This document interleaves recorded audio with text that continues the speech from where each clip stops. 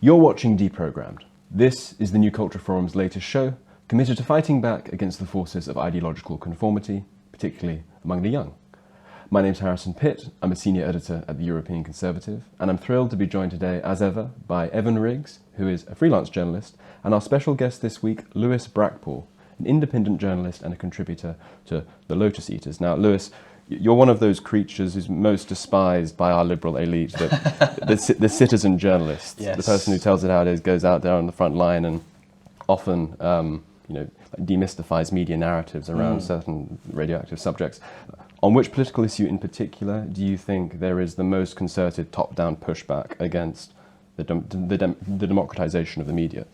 Oh, that's a good question. I think it's all to do with agendas, narratives, and in particular, NGOs. I talk a lot about the World Economic Forum, cats like that, and things such as what they're pushing out, such as sustainable development, and that obviously weaves in with net zero and of course immigration as well, which is a huge subject. So it's mostly around that. So mostly around sort of like the sort of hobby horses which the World Economic Forum promote at their annual conferences at Davos, things to do with, as you say, ESG, sustainability, yes. These sort of DEI, all of these kind of officially approved subjects, and then like the need for countries in the Western world to be completely dissolved and swamped with mass immigration and whatever agendas advance behind that. Go on. Yes, and it's still a tricky subject even for people that are still not as privy to the subject. Immigration is still like a very, how can I put it? It's still a potent subject for many. I mean, it's called like the freedom movement, quote unquote, because when I started doing this, I went to an anti-lockdown protest. The mainstream media at the time wasn't covering it. They weren't asking questions. They weren't asking, why are you here today? So that sort of had me go there and say, well, what are you doing being here today? And then ever since then, it's sort of weaved in and out of various cultural issues. But there's still a lot of people within this quote unquote freedom movement on the back of anti-lockdown, civil liberties, that still find it difficult to process subjects such as immigration, mass immigration, replacement migration, all of these quite potent subjects. So there's still a long way to go, I think, in terms of discourse. But, how much power do you think Davos actually has in shaping, the kind of the agenda behind these things? Because when I look at the World Economic Forum, I see things that are like kind of cringe or like things that I disagree with, but it doesn't really seem to me that they're like James Bond villains sitting in like a shadowy cave, like plotting the demise of the West or something. It just seems more like a social retreat for rich people. Yes, I hear this quite a lot. I've been to Davos to do some reporting there and to try and figure out whether that is the case or whether it is something a bit more nefarious.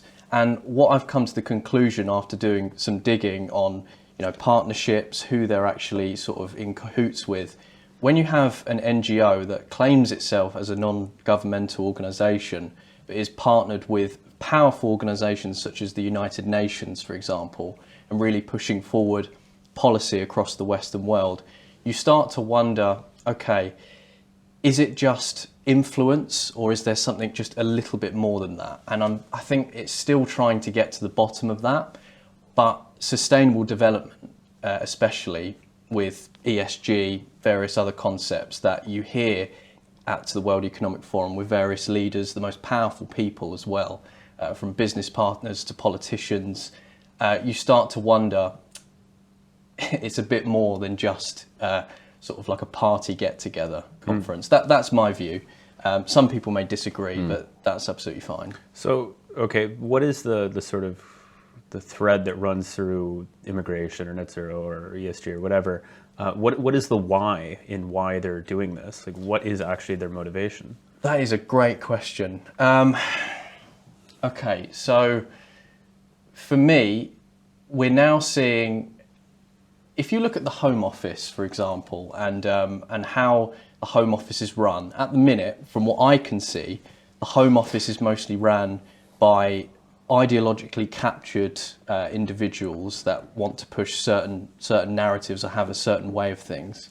I think in my own personal opinion, I think it has to do with something to do with either profit or something to do with politicians that can actually make some money from mass immigration and the labour force as well, and contracts. That's the other thing as well. There is this. There seems to be this unwarranted dichotomy about these sorts of questions when it comes to conspiracy theories. Sure. Either it's completely innocent and there's no there, or it's a sort of moustache twirling kind of secretive cabal where like, you know, led by a single guiding intelligence with one master plan, all that sort of thing. In most cases, there are conspiracies like that. I mean, conspiracy theories do exist. Conspiracies do exist. I mean, Julius Caesar was killed by a conspiracy. There's nothing there's nothing physically impossible about conspiracies. But in most cases, in the modern world, in complex societies and civilizations, I would argue that most conspiracies, to the extent that they exist, arise through a congruence of different interests which start from different places but converge onto the same space for different reasons. And so, like, the best one would be with, like, what you referred to earlier as sort of replacement migration, mass demographic transformation, immigration. I would say that the main guiding intelligence behind that, or the main congruence of interests embedded in that, are sort of like progressive left-wing activists who want to import new minority voting blocs who they believe will have voting patterns different from the more conservative ones of the ancestral population. They become a kind of political clientele in the country rather than of the country, and the left can sort of use them as a sort of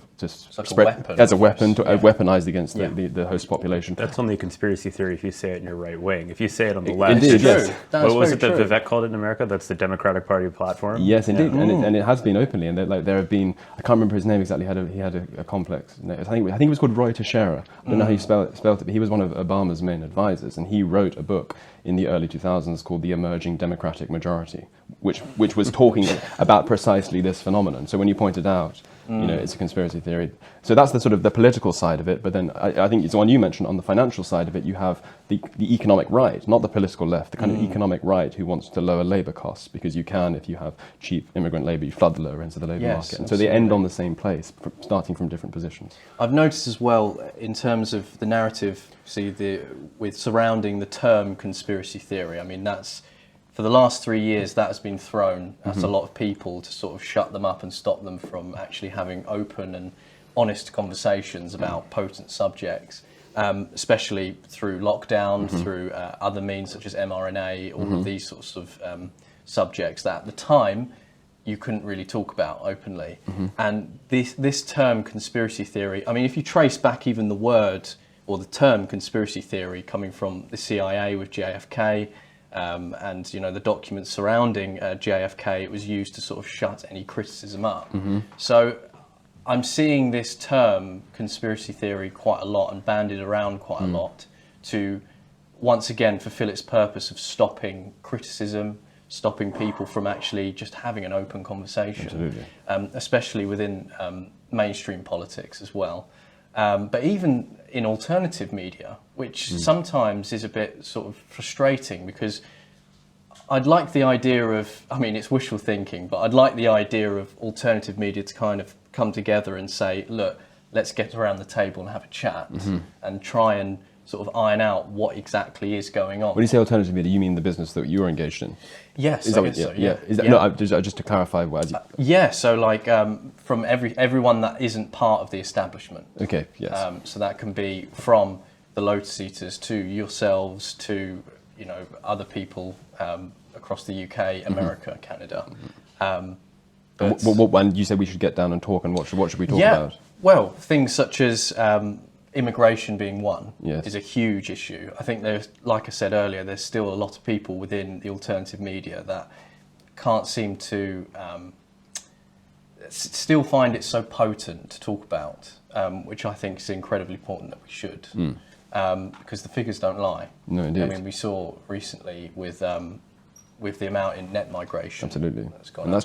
that's just in the legal Yes. in the legal bracket. I Yes. suppose as well. I mean, it's all well and good to attack conspiracy theorists for conspiracy theorists and quote mark for conspiracy mongering, for being paranoid and all this sort of thing. But like, if you have a political elite which seems to be doing everything it can to like sap all trust from the population, like you know, whether it's clearly doing U-turns on things to do with COVID and COVID measures, and then not being honest about it. What the sort of thing you see in the broadening it, just not just the political elite, but the sort of big tech elite. You get things like the Twitter files happening. Oh, yes, Matt Hancock's WhatsApp files, where it was very clear on so many occasions that the motivations for making certain decisions were kind of short-term political ones, rather than considered scientific ones. Like the more you get of this kind of drip from the news, usually from alternative media like yours, or there are also places like the Telegraph, obviously that's going to lead to a much more febrile environment where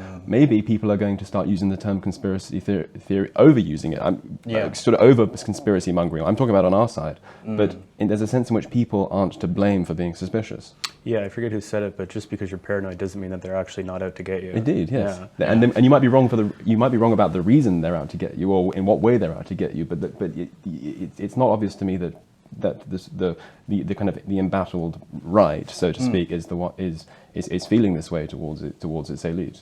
I think it's because, if you don't mind me saying, I think because of the last 3 years, trust within the media framework and trust within media in general, politicians, everything, has reached such an all-time low for so many people. And with the likes of Twitter now under a new regime, if you want to call it that, Exactly.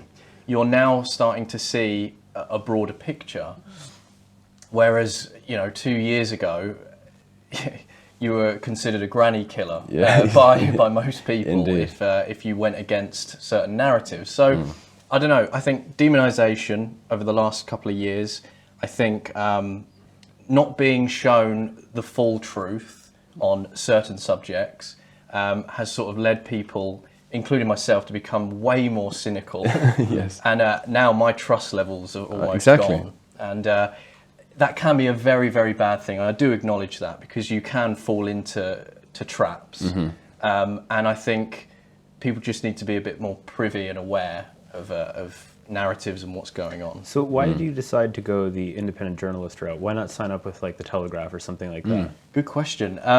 So when I started, it was YouTube channel, started obviously a little podcast, which I was getting a few people on, and started building up some connections. I think it was the idea of, I don't know, you have more of a free reign. So you have that sort of, that civil liberty within yourself, within journalism. So you can talk about the tough subjects. You can completely go out there and not have someone over your shoulder. You're your own master. Yes, exactly. And even within broadcast, I'm a bit, cynical about Ofcom and people like that. And I just didn't like the idea of someone overarching. But depending, I'm not completely against it. I'm, a big fan of some outlets who are really pushing out there. One that comes to mind is the Epoch Times, and people like that who really are just down the middle, impartial, but obviously look at things with a broader spectrum as well.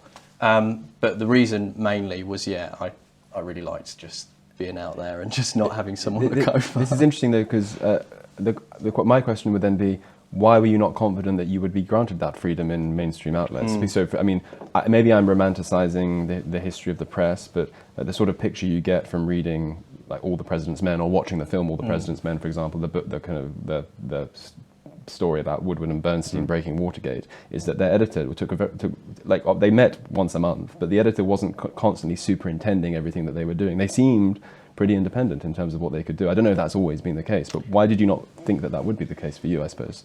I don't know. I think it's just more immense cynicism.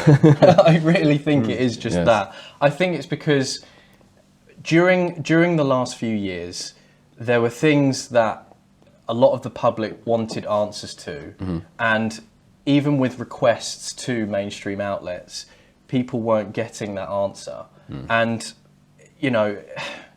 for me, it was just a case of, maybe they're just interested in completely other areas of subjects. But for me, it's probably cynicism, if I'm totally honest, if I'm totally open. I rewatched All the President's Men a couple weeks ago now. Really? And I was watching it, I was thinking about it, I was like, it's so funny that everyone always brings this up as like the quintessential journalism film. Have you seen this?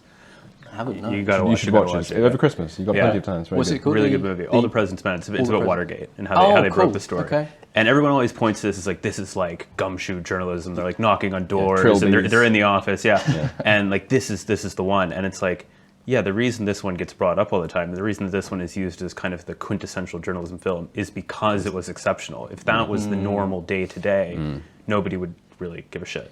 Yeah. Indeed. I think it's because as well, like, it's so easy now. If a doctor can be paid, if a politician can be paid, then surely, obviously, a journalist can be completely paid to not go down certain routes and do that. And I think we have seen a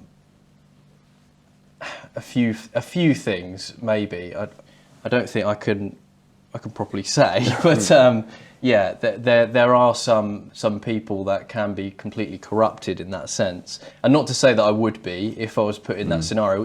People don't know in certain situations, but for me, I think it's mostly just not having the overarch and not having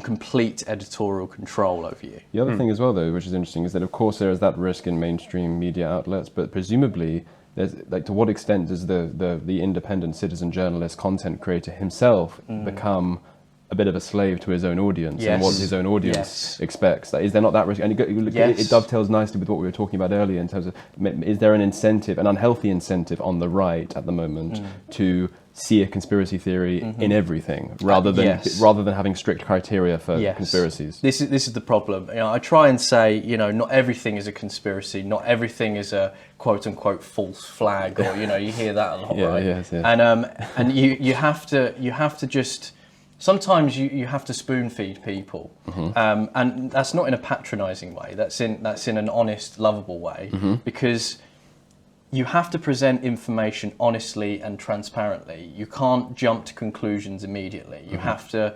It's like you have to take time in the story or what you're trying to portray and put across. And sometimes you will run across subjects, immigration. I know I keep saying it, but immigration seems to be the one that some people just they assume or they believe that you're going down a particular path that's incendiary, whereas no, you presenting statistics and data is not. It shouldn't be incendiary. It should be, there's a problem here. We need to address it. We need to talk about it openly, and we need to come to some sort of solution that is beneficial and not doesn't impede upon dangerous ground. Yes. That just sounds like a bunch of hate facts to me. I was just thinking, what are some good examples of like a British conspiracy theory? Like anytime anybody talks about conspiracy, they always talk about US stuff. It is very American. Do you mean ones which are speculated about or which certainly happened? Either or. Yeah, I suppose the one that gets mentioned most in, again, it does mean I'm going to have to mention immigration again. I think the one which gets mentioned most in a British context is there's that famous, you might be familiar with it, there's that famous article which was written by one of Tony Blair's speechwriters in the Evening Standard, basically admitting after the fact that mass immigration as pursued post-1997 wasn't just an accident. The exact quote is this: "It was part of a driving political purpose to rub the right's noses in diversity." Exactly, to rub the right's nose in diversity and render their arguments out of date. There was this hope that by diversifying the population ethnically and religiously and all that sort of thing, it would be much easier to make the 21st century a Labour century in the way that the 20th century had undoubtedly been a Tory century. And this was and that's something which has just absolutely happened. And so, like, the right is and the patriotic working class left as well, I suppose, like old school working class left, are completely horrified by that conspiracy, which is pretty out in the open at this point. And maybe the idea of who actually runs our country, I guess, is another one that people sort of look into, and that's, people look mostly to the civil service and whether it be activist or an activist class within Westminster and certain offices such as the Home Office and various others that is just like a purely activist type class. So that's another one. Why do you mention the? I think I know why, but why do you mention the Home Office in particular? Like, it relates to immigration, of course, but how do you think that obstructs like democratic accountability in particular? Well, I think the example that comes to mind is Lee Anderson recently when he questioned on the figures, and he asked about where are the figures from last week, month before on people who came here illegally by boat, or paraphrasing that, of course. Yes. And they didn't have anything, completely nothing. And it's like, well, what are you doing every day? Indeed. And I think you hear things, especially when Braverman was part of the Home Office, that most of the time, I read something about how the people within the Home Office that were employed were almost celebrating of her departure. You shouldn't be allowed. You shouldn't be able to celebrate if you're holding an office. Absolutely. Like if you're working within that sort of environment, you're meant to be apolitical, impartial. Scrupulously impartial. Exactly. And to hear things like that, sort of, it fuels into a conspiracy that it is just an activist class within these institutions. Rather than a set of like dutiful public servants. Exactly. So was there any one particular incident that made you want to actually go out and put your face in front of the camera and speak your mind? Was it COVID, or was it just kind of all these little things piling up around you and eventually you had your fill? It was COVID. Yeah, it was that. It was the subject around that. Only because what I was seeing on the mainstream media and then what was being posted was complete opposites. And I noticed, like I said earlier, that the mainstream media wasn't going out and asking these questions and actually having a fair say on why these people were disobeying lockdowns and things like that. And I thought, okay, well, I'm going to go out and ask these questions. And ever since then, it's just snowballed. So are we talking about when anti-lockdown protests were taking place, you would go to these things? Yes. And you would...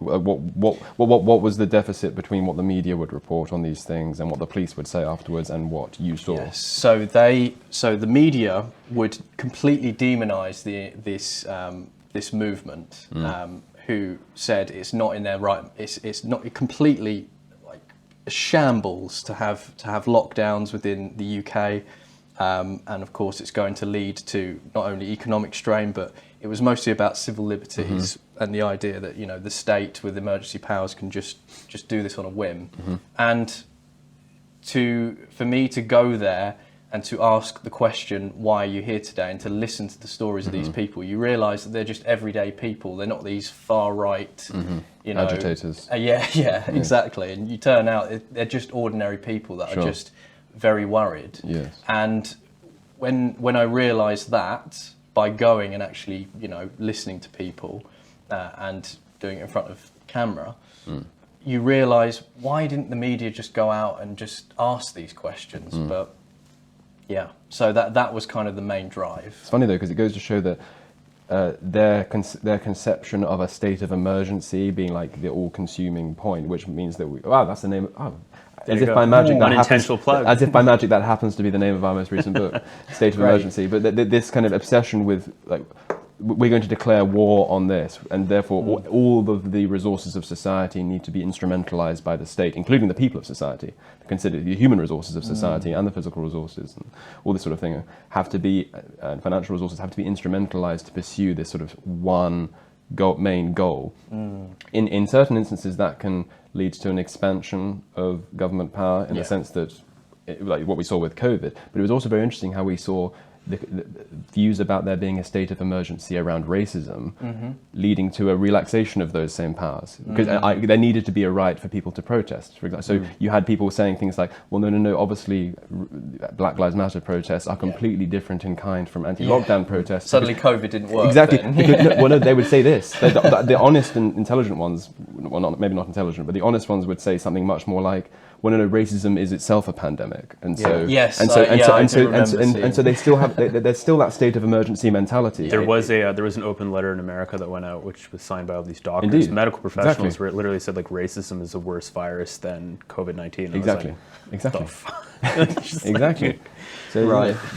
they go to great lengths, but they do try to be consistent sometimes. In this, but it just happens that this kind of this kind of paranoid approach to politics can authorize all sorts of things. Speaking of COVID, what do you make about the fact that, like, in case people don't know, COVID's actually kind of back a little bit. Like, people are still getting it. Like it'll never fully go 100%. away. It's just gonna kind of get whittled down. But it's winter and people are getting sick and it's coming back. And there's no panic, no nothing. I've seen a few extra people wearing masks. We're not locked up. Like, Seems it's just like the nudge units aren't working this time. So yeah. What do you make of the like sort of the legacy of the virus in this country? And do you think that there will always kind of be now like this like sword of Damocles in the form of a big needle hanging above all our heads at any moment? No, COVID-23 could come out and we're all I think back indoors.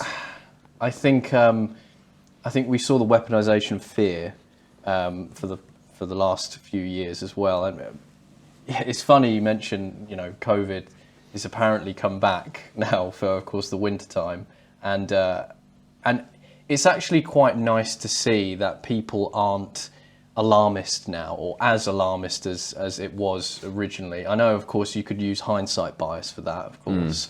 But it's important to note that there were many people still just trying to carry on with their lives without the whole mask mandate, without, just legislation getting involved in people's homes and, encroaching upon that.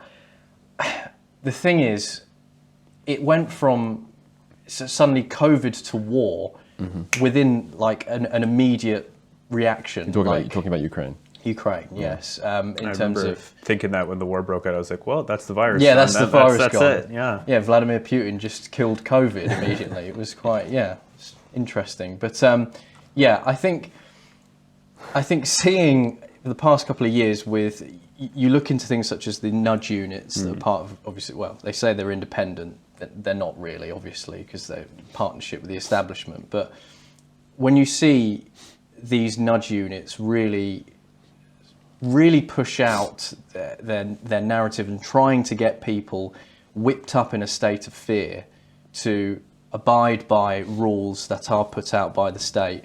I think now, because you've seen an ease of that and people are just sick of it, people sort of have just seen that and gone, I don't want to do this again. I've got a question for actually the two of you, which I don't have a good answer to, but it's something I've thought a lot in the past year of being here. What do you think it is about the British culture that you have, like, the most CCTV cameras everywhere, the nudge units, even like Sadiq Khan being like mate with like three A's and a sharp T. And it's like, this is how we can like psycho-linguistically like break it down to like influence you. That does seem to be like a very uniquely British thing. You don't see that anywhere else. It's also a very new thing. I mean, practically everything you just listed would have horrified our ancestors in both political parties. Like people like Clement Attlee and Churchill would have been equally horrified by the way in which this state was taking it upon itself in the name of social engineering, or in the name of safety, or whatever it might be, taking on more and more powers unto itself. There's always been a respect, historically at least. It's something we've forgotten. It's something we've been alienated from, I would argue. But there's always been this kind of love of private life and eccentricity, and the eccentricity that can be born there in the English. Like when we had John O'Sullivan on recently, and I hadn't heard this comment before, but there was a beautiful line by a journalist in the 1930s who was once asked by a Stalinist intellectual, "What do you like about Britain anyway? What's so good about it?" He said, "Britain is a country in which a man can call his soul his own." Like there's been that understanding, which we've lost, and so. All of those things are the result of very recent innovations, like largely dating from Blair, actually. Yeah, well, it seems to be, like you said, like Harrison said, it's a very, very new thing, and we've had 13 years of Tory rule. Yet they could have done so much with rolling back Blair legislation, from free speech legislation from the Communications Act of 2003, from scaling back this surveillance state, as you call it, but now. I think with our culture, I don't know if you agree with this or not, but after so long, people just kind of, embed it and just get on with it. Yes. We have this very much like, oh, just get on with it attitude. So after a while, I don't notice, CCTV cameras anymore. I just don't notice it. But for a foreigner that would come over and see it, especially in the Americas would see it, it's almost so potent to them. I don't know if you agree with that. No, I do agree. I completely agree. And it's almost a reflection of like the problem with the conservative temperament. I'm talking about on a personal level at this point. Like, there is a bias within the conservative to revere like what's been handed down to him. And so if you've inherited a society as we have, and I was born in '98, I don't know when you were born, but if you've been born into a society where you have CCTV and all the things that you listed, the nudge units and all these things, it becomes very difficult, even if you do have a conservative mentality, to imagine a world without them. Yeah, because you need to know a little bit about history. You need to know that they're recent innovations, that they're bastardizations of the English spirit rather than something which is consistent with it. And so this is a problem. And there's been this timidity in the conservative movement, I would argue, since Blair, exactly as you say, that Blair has been so overwhelmingly successful in the same way that Blair thought Thatcher was overwhelmingly successful, and in the same way that conservatives up until Thatcher thought the post-war consensus was incredibly successful. There was this belief that politics just now takes place on these terms, and like in the same way that Blair made his peace with Thatcher, the conservatives, rather than unpicking much of Blair's legacy, have made peace with it and tried to be successful within it, and that's been I hope that proves their monumental downfall next year. Yes, I agree. Yeah. What do you make of, what do you think is the best option for a kind of a resurrection of like a true conservative movement in the UK? Do you think it'll end up being something like Blue Blair? Oh, gosh, haven't we just had that? Yeah, we pretty much have had that. What do you mean by Blue Blair? Well, in terms of like an actual like Machiavellian, Tory, highly competent, reptilian sort of figure. But not with the same ideas. No. Yes. Yeah. Mentality, but not the ideology. I agree. Okay. That would be good. I just think, I genuinely think, and it's quite crass of me, but I do genuinely think the Tory party now just needs to die. It just needs to be put into ashes, and then it will have its revival. The problem is we live in almost like a uni-party type state where both Tory and Labour have the same agenda, as you will, whether it be net zero, whether it be immigration, whether it be policies through environmentalism, climate change, all of these types of policy, it's all unilaterally just the same. And what do you do when you're head of state and both parties that people are stuck in this dynamic of voting either Labour or Tory? What do you do when all three, the Trinity, is completely ideologically captured in that sort of way? Yes. And the public don't necessarily agree with that, or a large chunk of the public do not necessarily agree with it. What do you do in that scenario? I don't know. But there needs to be one of them at least. It's not going to be Labour, but it will be. I think it will be the Conservative Party. One of them needs to go to ashes, and then it needs to be revived with more competence and, ironically, just a nudge in a better direction, and just going back to true family values and real conservative policy. Putting, what's funny is the SDP party is way more conservative that I've ever seen than this party has been since it was elected into power almost, was it 13, 14 years ago? 13 years ago. 13 years ago, yeah. So, it sounds crass. It just needs to die. but it would also, but to Evan's point, like when it revives, or when the conservatism revives, whether it takes the form of the Conservative Party, like rebranded, or some alternative, is there a lack of, like, I don't know, sort of Machiavellian cunning on the right generally, which inhibits us in a way that it doesn't inhibit our opponents? We are. Who was it? I met an intelligent young conservative recently who said to me that conservatism today is just like progressivism at the speed limit. Like, let's do it, but let's be safe about it. Rather than like completely trying to overhaul the left's agenda and like tear Blair's legacy to shreds to the extent that you can. I mean, the problem is we don't have anyone. I can't think of anyone in Westminster that is willing to actually really go for it and just not care. But you don't. It can't just be one person. You need a band of people in order to sort of make that kind of change. So when we speak about the Tory party dying and it reviving into something that's way more confident and way more conservative, it does need to resonate within Westminster, and that's the primary function. Unfortunately, I mean, it's very wishful thinking at this stage. Do you think there's an element of the kind of class hierarchy of the UK which is preventing this from happening? Because when I mean, the paradigm that you've pointed out that we all agree on, you know, historically is like it doesn't really last very long, that people want to vote for something that doesn't exist. It's interesting to me that you're not seeing it here when you are seeing it all over the EU or the US or now in Middle and South America. And here, there's all the talent, there's all the brains. I harp on this point constantly. And everybody's saying the exact same thing. And yet, it's like everybody's standing around waiting for someone else to do it. Yeah, exactly. I think there's a few things. I think class could be definitely a factor. I think the problem is our political system is very sluggish. It takes quite a long time to get things processed, but not only that, our voting system as well. I mean, you take the UKIP argument that happened not too long ago, actually, where they had X amount of millions of votes, but only managed to gain, I believe, it was one seat. This was in 2015. 2015, yes. And when you see stuff like that, it almost... people just give up. People see that and go, well, what's the point? And I think now, more than ever, we're seeing more people saying, well, I'm not going to vote, what's the point? And I think we're seeing that now more than ever. And I think the reason, because of that, is the political system that we're, entrenched with no room to budge in that sense. So, yeah, I think mainly it's probably the systems that's around. Why would class inhibit it?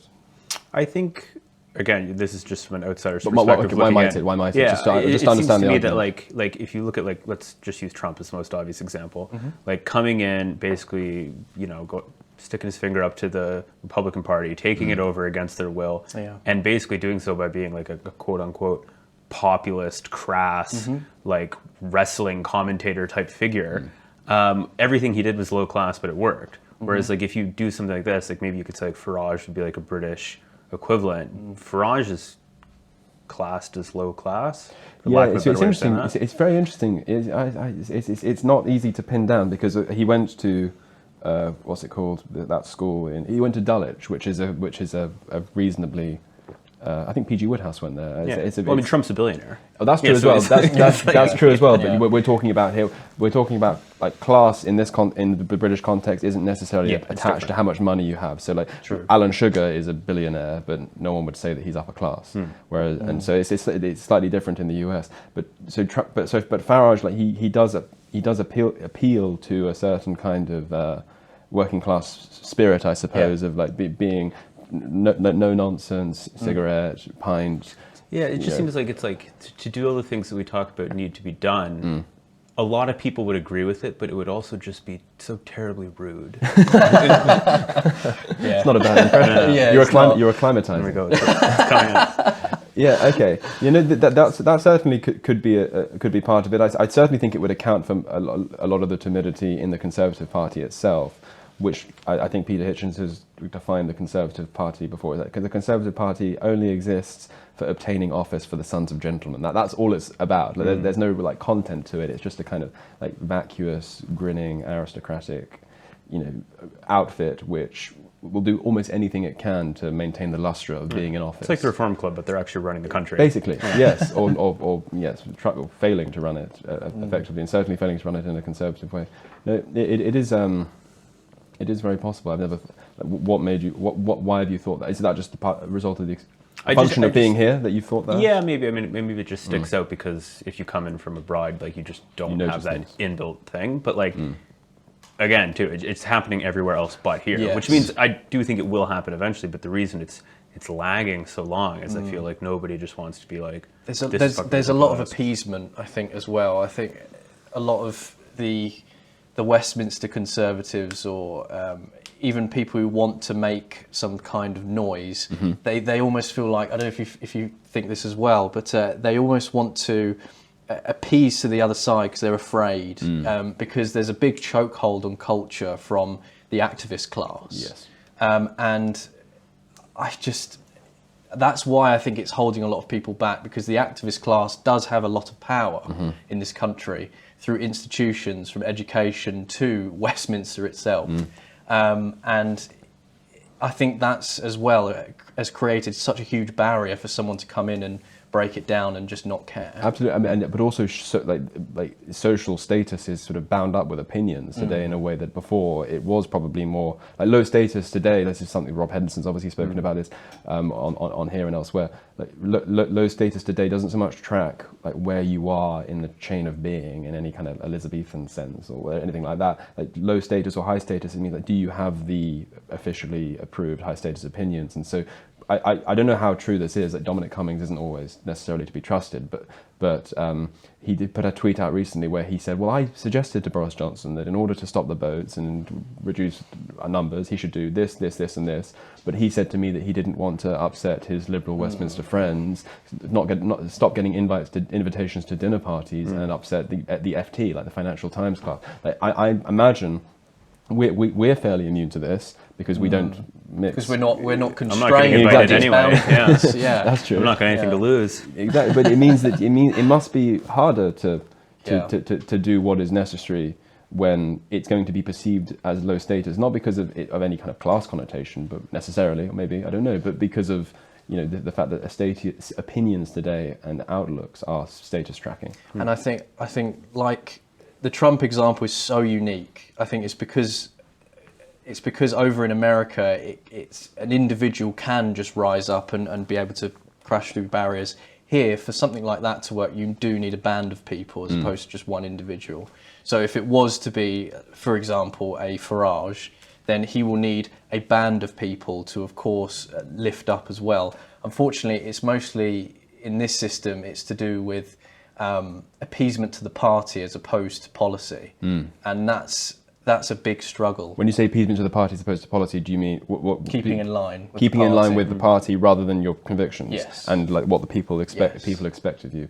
Now, I'm sure that there are all sorts of like customary facts about like, the Westminster system, which just makes it much harder for an incumbent to or an insurgent to have success. But I suppose that this is a question worth asking of like citizen journalists as well. I mean, in the same way that we're talking about political insurgents, there's a sense in which in the media ecosystem, you and people like you and people like Andy No and others, and people like Ink Monocle recently on Twitter. It's well worth looking at his work on the sort of the anti-Israel protests and all that sort of thing.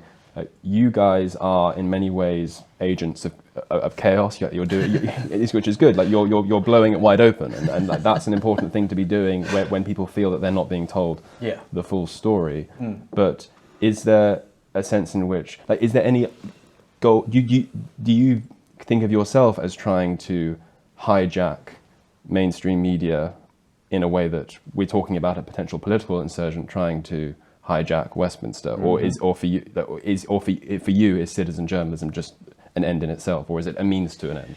I think because of the ease of it now, anyone can whip out a phone, go there, and go to the scene or the front lines of wherever, whip out a phone and actually document what is happening. So now it's so easy for someone to embroil themselves within citizen journalism, but it's now a case of doing it right and doing it. And when I say doing it right, obviously there's big contingent there. But when I say doing it right, I mean doing it in a way that's honest and doing it in a way that that also you're working for the people, a bit like an MP. Performing a public service. Yeah. Exactly. Yeah. And I think that's how I view citizen journalism now. Is like you said, a public service.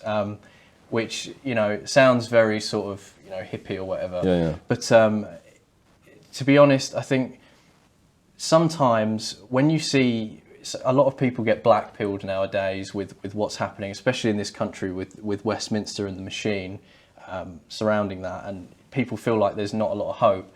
It's just about going out there and actually just telling the truth and showing people and letting as well people make their own minds up. I think people forget that. It's easy to spin a bias on something. It's easy to spin a narrative on something with a caption from a video. But if you go out there and you just point the camera, show people what, not necessarily what they want to see, but you know, well, they're not being shown. Well, they're not being shown, exactly, and just saying it how it is, but in a way that people can make their own minds up. I think you'll see more and more resurgence now, and I think now more than ever, especially with the online safety bill and various other narratives and media, Ofcom, everything, it's going to make things more difficult, but it's going to make things more necessary. And I think necessary is way more important. Do you think these legacy media institutions, I'm sure the BBC will still be around, but you know, pick your poison here. Do you think they'll even exist in 10 years? Great question. They'll try. I think I couldn't make a prediction on which one because that would be near enough impossible unless I knew something. I think it will just be about adaptation now. I think it sort of explains why we're seeing more and more legislation being pushed through. I know I just mentioned the online safety bill, which I've done quite a bit of digging into, and it's it seems to me that it's more catered towards obviously Ofcom now transcending into the broad, not just obviously the broadcast world with their chokehold there, but now onto the internet. Yes. And you can almost see that this is happening around in other countries, Canada as well, America as well. I think Ministry of Truth. I think that's what it's called over there, I believe. But not remotely sinister. Not remotely sinister, indeed. Is that real? Yeah. I know that's a Twitter account. Is that actually a ministry?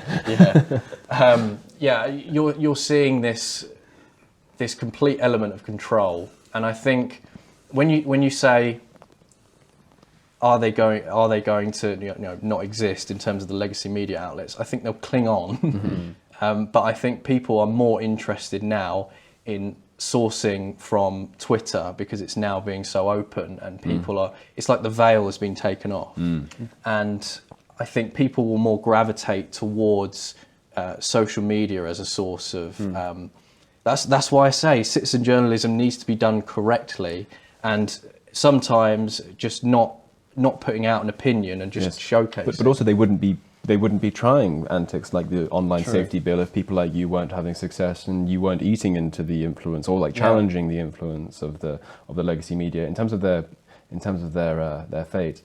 I can't know for sure. I would imagine that what's much more likely to happen is that there would just be fewer of them, and the energy would become sort of concentrated in one place. It'll be merging. Exactly, and they'll fall by the wayside, and like they'll be like, well, do we really need MSNBC when we have CNN? Why don't we just? Why don't we collaborate and pull resources? Possibly, I don't know about that, but no, it sounds like you think your role, and this is quite a nice way of thinking about it, is kind of boosting morale in the culture, the culture war, by giving people truth, but also giving them a hope that there are people out there who are willing to do this sort of frontline journalism. There was a case of this recently. It's always difficult to talk about Tommy Robinson, but recently I think you were present when he was arrested. Is that correct? Is that correct? I was at the Armistice Day parade, so it was the cenotaph incident. Yes. So what did you see on, like, just to take one example, which I'm sure our viewers are interested in? What happened that day? What was talked about that day? And also mention this business you've had seeking freedom of information request from the Metropolitan Police. Ah, yes. Police. So on Armistice Day, there was a lot of talk because Tommy Robinson went online and spoken about potentially that the pro-Palestinian protests that were going to potentially march through the cenotaph and interrupt the minute silence. So there was a lot of chatter online about him sort of organising a sort of a rally, a march.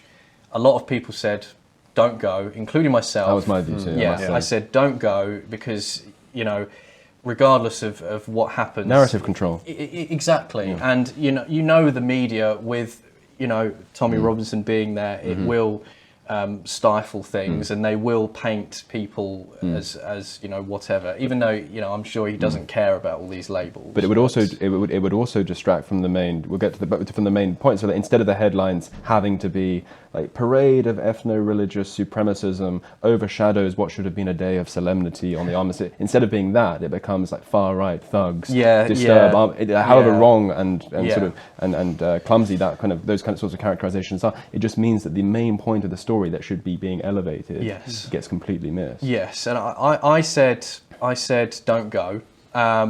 He has a right to be there. I believed as well that regardless of protest, even though I think it's crass and I disagree with it, you do have the right to protest, even on that day. As much as it's quite controversial, but I do believe in the right to assemble still, even if I disagree with it. So the media, you could see the media machine working for that week. Because there was debates all across that week about whether it should go ahead, whether it shouldn't, and then of course the talk of Tommy Robinson potentially turning up. So I got in contact with Tommy and I said I'd like to join you and just document what is happening from your side to start with, and then after that I'll go to the pro-Palestinian side and just to document what was happening there. So I met with Tommy beforehand and we walked down and I filmed everything. I got a brief interview with him to get his viewpoint of the day, and then when I arrived there was a scuffle that happened just before the cenotaph where police purposely, and I witnessed it with my own eyes and it's all on camera, police purposely tried to block attendees from going to the cenotaph, which caused people confusion, stress, and all of a sudden unfortunately, a load of people started shoving. They stormed the barriers, basically. They stormed it completely. And the police, it looked, you could, when I put out I thought I'd done justice that day because I put out the video and then I had Alistair Campbell retweet it, and then of course Tommy retweeting it, and then all these people from all these sides. So clearly that was, I felt like I'd done okay. Yeah. So, which was very weird, but I managed to get it all on camera, and it showed that the police were actually instigating it, but the media had already gotten to work. To be clear, how were the police instigating it? So, forming this line as people were just peacefully walking towards the cenotaph to pay their respects. Police came out of nowhere. Started, the line. I'm not quite sure what it's called exactly, but they run in like a line and then they just form one. And they just, batons drawn and just stopped people. And I remember it does connect well with what the only thing that I could really hear that was audible from, maybe it was your video, maybe it was another one. I heard someone go, "Oh yeah, when it's us, you prevent us," sort of thing. Like when it's, of course, when it's us, there's all of a sudden, no public order, all that sort of thing. And so like a lot of that, even though I think it was wise and unwise and wrong to once that it had been formed to storm it, there's a sense in which obviously these people's instincts are fundamentally sound and correct. They understand what Suella Braverman was pointing to in her article, that there are these double standards with respect to policing, and only a week after that there were sort of pro anti-Israel protesters who were sort of climbing over British public monuments and smothering them in the Palestinian flag, and the police just sort of stand there. Just standing there, well, not the doing only people anything. that are policed are the ones that will consent to being policed at this point. Indeed, yes, because that's a really good point, and I think it's because of this. The police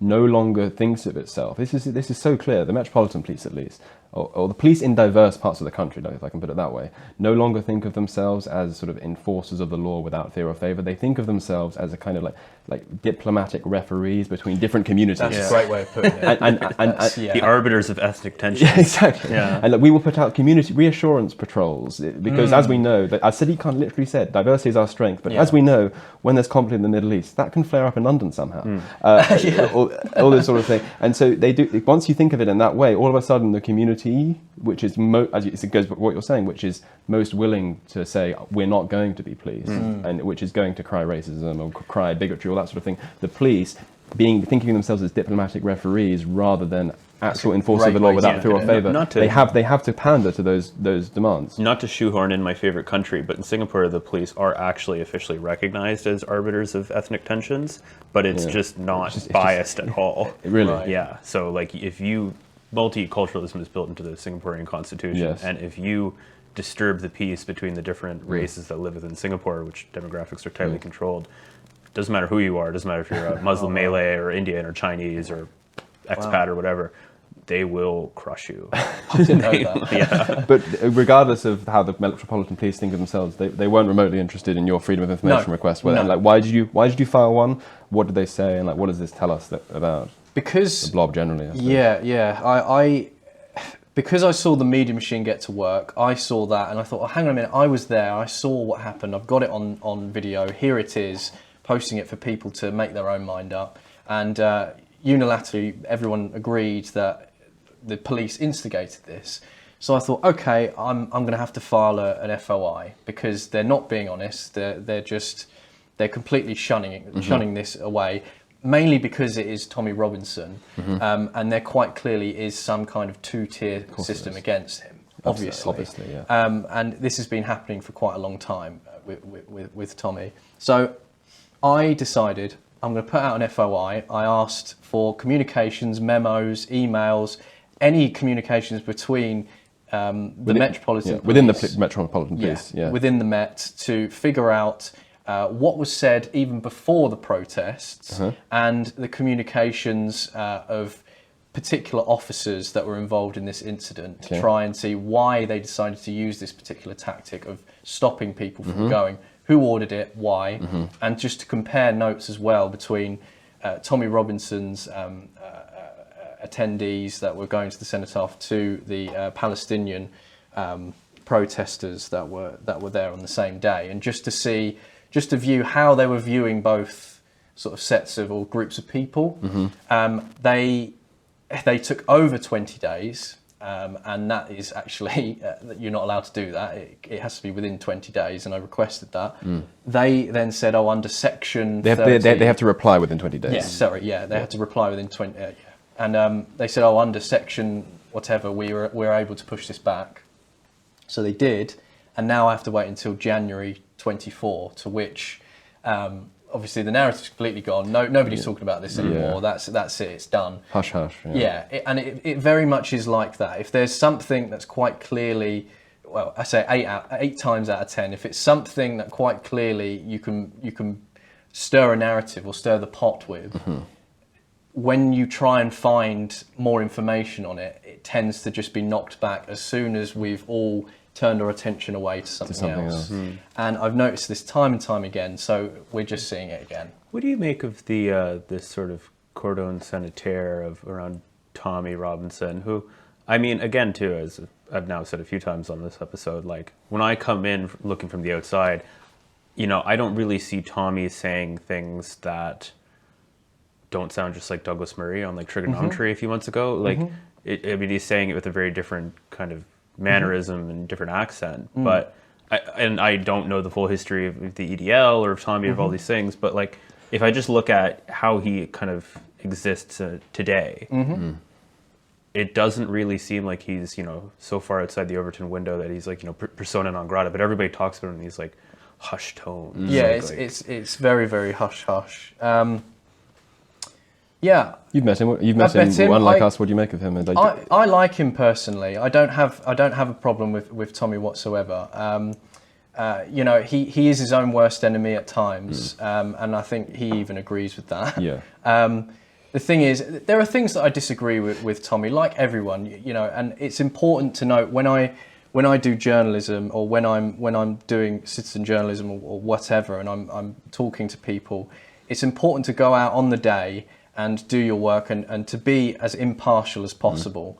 I knew that the press wouldn't be with Tommy on that day, so I thought, okay, well that to me isn't fair, because you're not seeing both sides of the story in that respect. So that's why I decided to go, and I got in contact with him and I met with him, and just to get that side. There's also a question which I like to ask, which is where is the Hungarian Tommy Robinson? And the reason why I think that's a forceful question with a great deal of thrust to it is because when you have a fundamentally patriotic elite which is not committed to using its own people as guinea pigs in some reckless demographic experiment of the kind that we've gone through over the last 40 years, you're not going to get people from the lower ends of society, from the working class end of society speaking out about it. And there may be times, and there have been times, and he's definitely got better. There's definitely been an evolution. Like he's got much more. He's at first it was quite impulsive. Then he actually learned quite a bit about Islam. He read quite a lot about it. He's clearly knows quite a bit about the subject. He's pretty rigorous in terms of his statistics and that sort of thing. If he's his own worst enemy at times, he does sometimes. It's not so much that he does bad things, but he does unwise things. Like he falls into elephant traps. Like there's a contempt of court order, and he violates it on camera. It's just like, and obviously they're going to bang you up for that. So he has all of these sort of, I would say, like strategic flaws to him. But he wouldn't exist if it weren't for the fact that we don't have people like Douglas Murray, the people who you would expect to be making these decisions in government. And when you do have patriotic people in government who genuinely does care for its own people like Tommy Robinson just go to Luton games on the weekend, and they don't become a political phenomenon. And so where is the Hungarian Tommy Robinson? He doesn't exist. I think the establishment created him essentially in that way, because Exactly. they weren't addressing problems at the time. Indeed. And that's just the way it is. You know, you have a working class man from Luton who wants to ask very potent questions that people are quite genuinely quite terrified to answer, and or to ask, sorry, and to answer. And to answer, yes. Yeah. So it was inevitable, really, that a Tommy Robinson would occur. But it's always fascinating to me too, and I've spoken about this, about how this dynamic played out with Trump, where it's like when Trump lost the 2020 election, everyone on the left was like, oh, we've like destroyed like the big baddie, and now all his like his there's always a boogeyman. Yeah, but like all his like little servants out there in the boondocks will like turn off or whatever, like the end of like a Marvel movie, like they'll all like turn into dust. And it's like, you know, if let's say you locked up Tommy Robinson for the rest of his life, everybody who likes the things that he says are still out there. Like, like he's just a figurehead. Yeah, exactly. You're turning him into a martyr. Yes. Yeah, well, this is it, and I think it's very dangerous to do things like that when you just lock someone up just for what he talks about essentially. Whether you agree with it or disagree with it. I thought.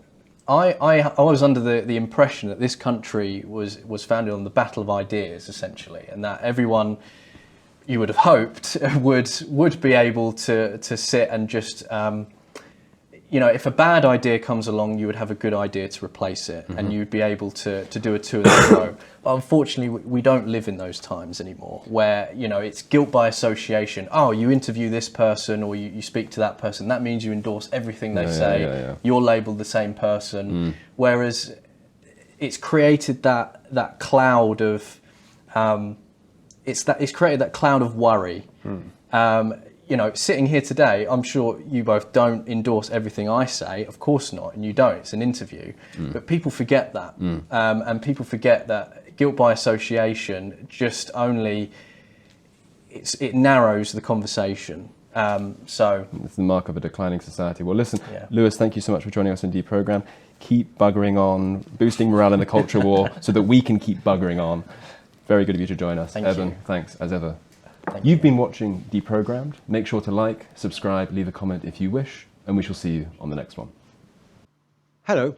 If you're enjoying the New Culture Forum channel and you believe in our mission, may I invite you to join our membership scheme at the link below or on our website, newcultureforum.org.uk.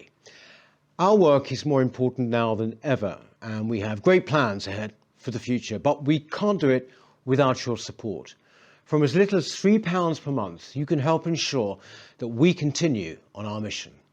As a member, you'll receive a range of benefits, including access to exclusive content, invitations to our private events, including here at our studios, free copies of our books, and much, much more, including, of course, our famous NCF mug. If you aren't able to become a member, then please help us by clicking this button and subscribing to our channel. It's completely free. Just remember to also click the bell icon so that you can get notifications when we post new videos. Thank you.